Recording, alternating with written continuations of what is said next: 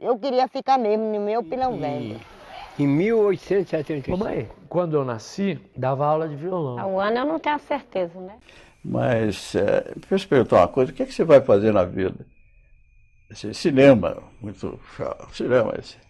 No Brasil, cinema, ele riu, porque, especialmente em São Paulo, o cinema era coisa impossível de ser feita no Brasil, porque tinha sido tentada a experiência, a Vera Cruz, uma experiência, os empresários paulistas, muito bem sucedidos, tentaram fazer uma indústria de cinema, importaram equipamentos, construíram estúdios perfeitos, iguais aos estúdios americanos, e fracassaram. Fizeram 14 filmes e morreram na praia.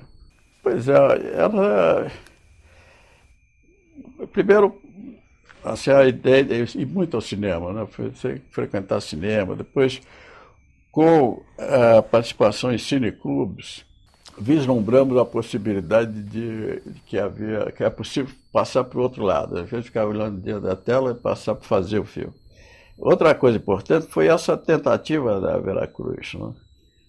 O Cavalcante chegou no Brasil, fez várias conferências, então, poxa, o brasileiro que fez cinema tão bom na Europa, né, é um vitorioso, até é possível outros brasileiros, né, encontrar um caminho parecido. E a ideia começou a ter produção de cinema em São Paulo. Havia mais no Rio, a diferença era muito grande. No Rio, a tradição de fazer cinema já era bem arraigada, né?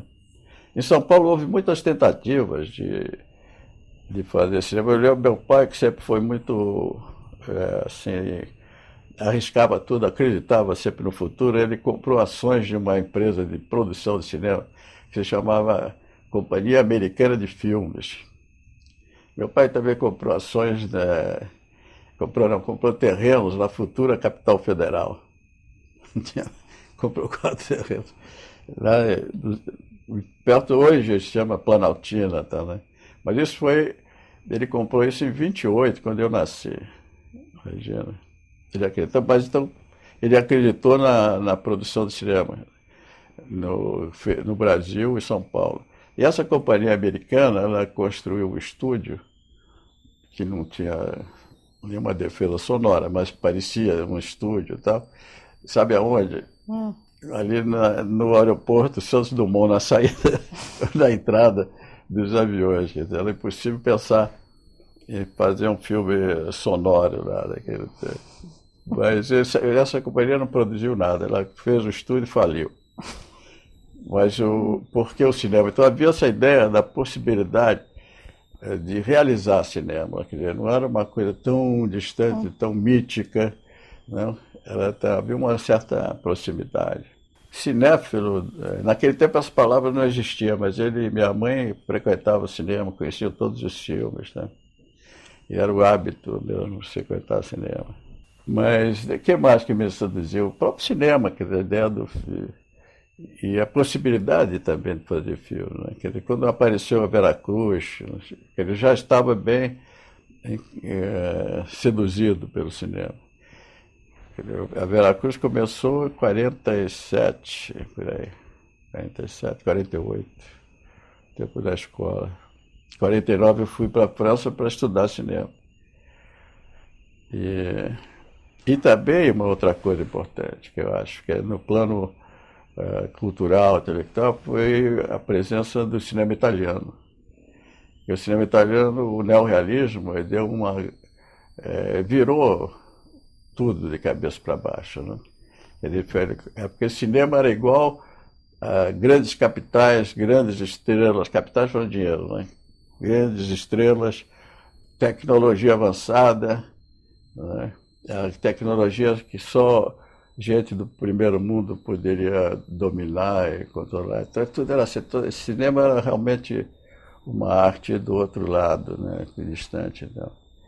E o neorrealismo fez o quê? É um cinema com equipamento mínimo possível, feito na rua, né, com o dinheirinho lá e com o próprio povo como ator.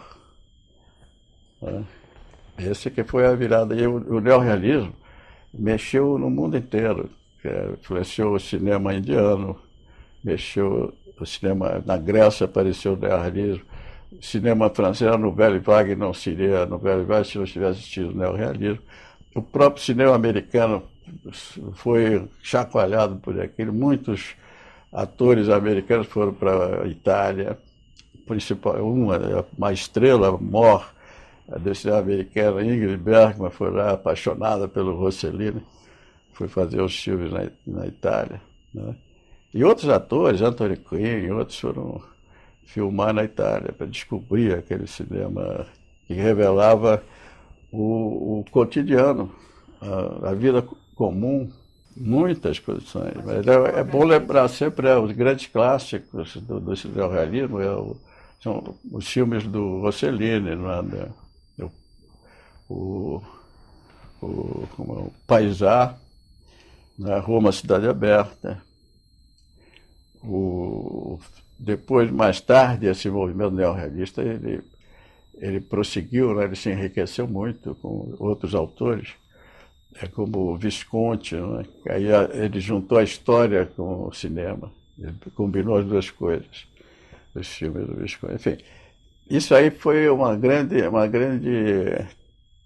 revolução, essa palavra é feia demais, revolução cultural, mas mexeu com a cabeça de quem estava nadando, boiando na área da literatura, da história, das artes, né? E de repente mas é possível.